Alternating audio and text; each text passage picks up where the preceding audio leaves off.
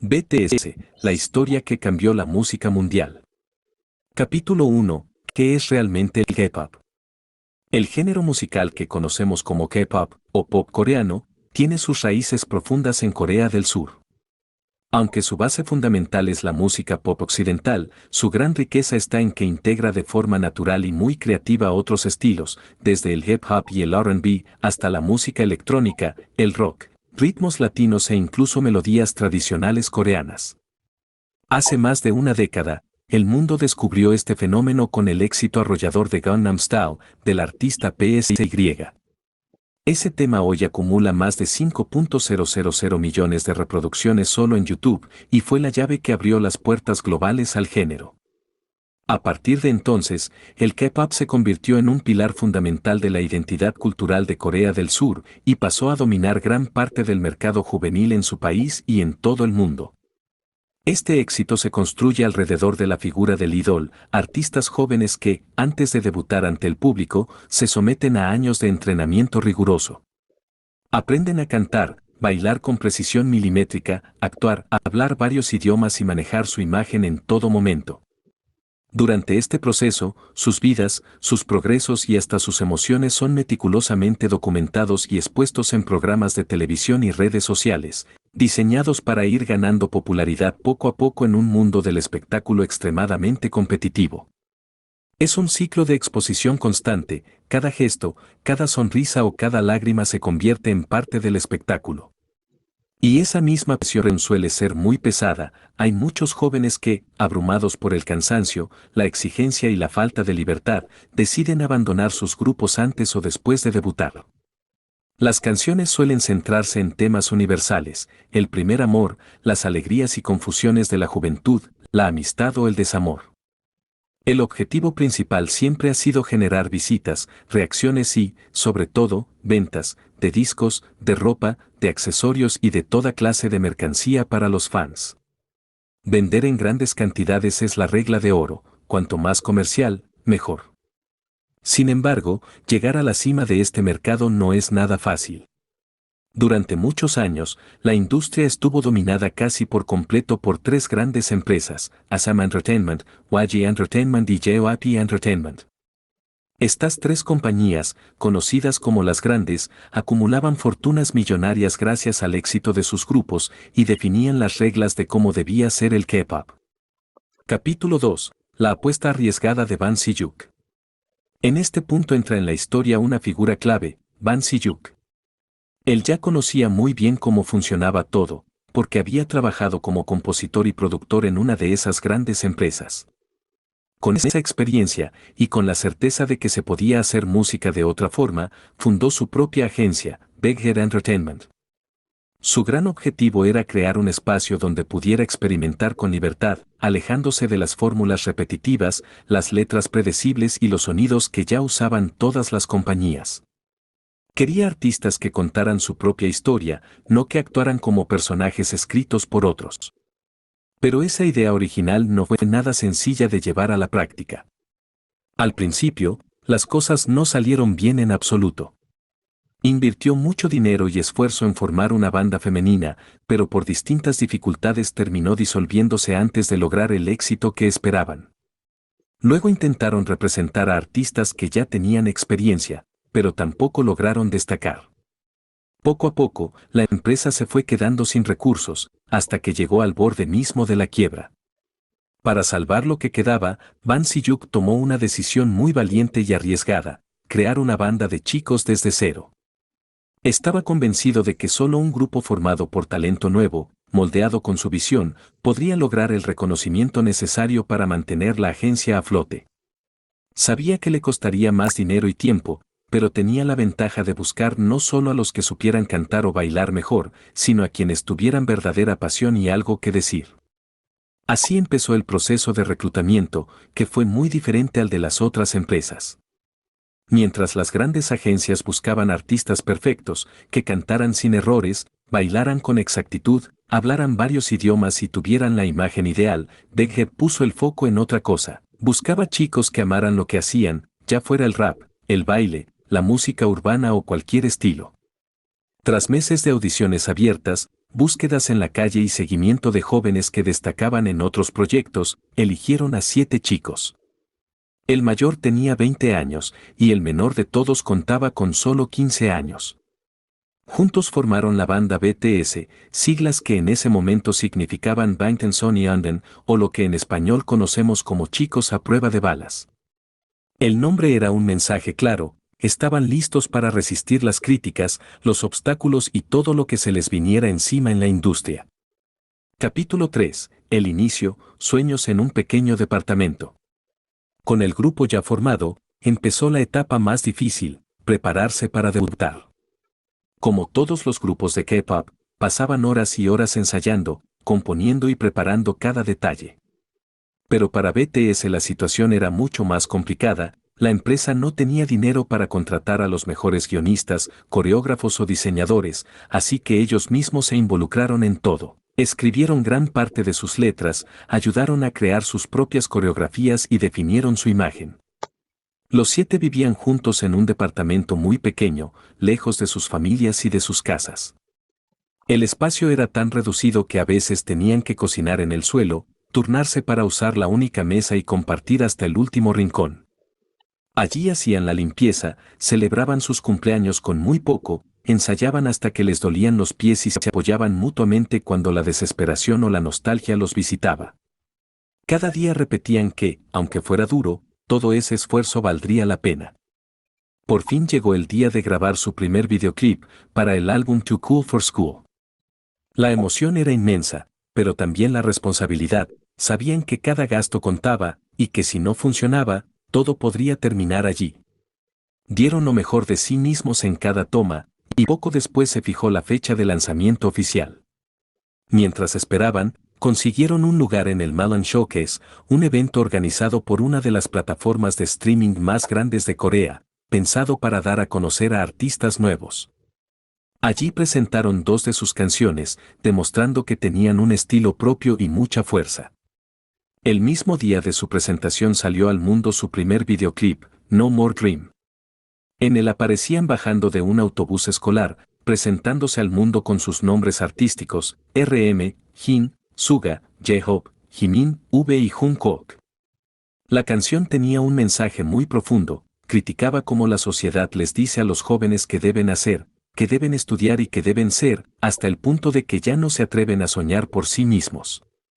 Pero ese mensaje no era lo que el público esperaba. En el año 2013, lo que triunfaba en Corea eran canciones ligeras sobre amor escolar, con colores brillantes y ritmos fáciles de recordar. Por eso el lanzamiento no tuvo la acogida que esperaban y el camino hacia el éxito se volvió mucho más incierto. Capítulo 4. Un mensaje que nadie quería escuchar. Aunque no lograban el reconocimiento rápido, no se rindieron.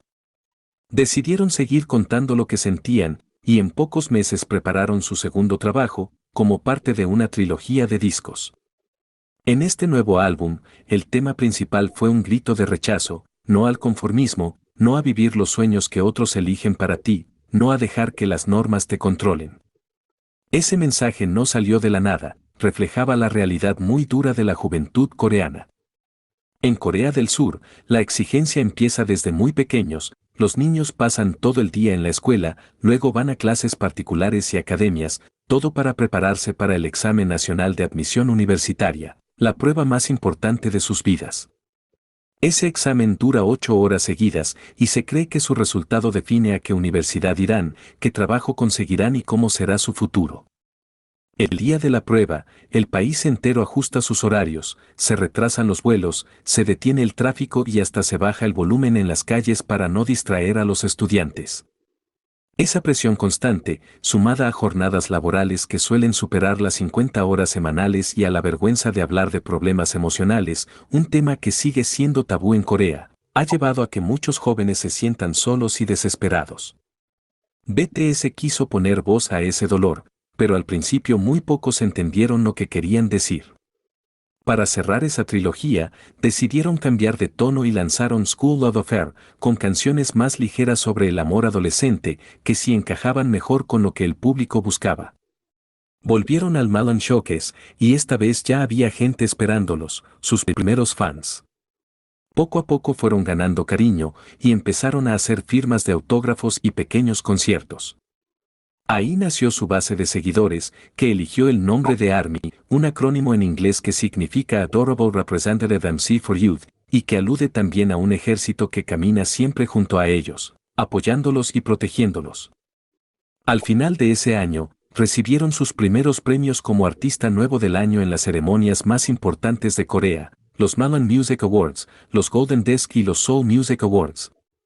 Pero también empezaron las críticas, les decían que no eran raperos de verdad, solo idols comerciales, como si un estilo anulara al otro. Capítulo 5. Aprender, crecer y abrirse al mundo. Para demostrar su respeto y su conocimiento por el hip hop, el género que los inspiró, aceptaron participar en el programa American Hustle Live, grabado en Los Ángeles, Estados Unidos. Allí vivieron la cultura callejera, aprendieron de leyendas como Coolio y Warren G, y profundizaron en la historia y la esencia de ese estilo musical. Crearon sus propias canciones y coreografías, y organizaron un pequeño concierto en la ciudad. Ellos mismos repartieron volantes por las calles, aunque casi nadie los conocía y muchos pasaban de largo. Esa experiencia les enseñó el valor de empezar desde cero, sin importar dónde estuvieran. Al regresar a Corea lanzaron el álbum Dark and Wild, que mostró su versatilidad y les abrió las puertas de Japón, donde hicieron su primera gira internacional. Mientras tanto, en redes sociales empezaron a compartir más de su día a día, conectando con gente de todo el mundo. Llegó entonces su etapa más creativa y emotiva, la trilogía La más hermosa momento de la vida. En ella hablaron de temas que nadie se atrevía a tocar en el K-pop: la ansiedad, la soledad, la pérdida, la presión por cumplir expectativas y la tristeza de sentir que no encajas en ningún lugar. Para darle más profundidad a su mensaje, crearon un universo narrativo inspirado en el efecto mariposa, la idea de que un cambio muy pequeño, como el aleteo de una mariposa, puede transformar todo el destino de una persona o de un grupo. Las historias de sus videoclips se conectaban entre sí, y contaban la amistad de 7 chicos que enfrentan tragedias y tratan de salvarse unos a otros, descubriendo que no siempre se puede controlar todo lo que pasa, pero sí se puede elegir cómo seguir.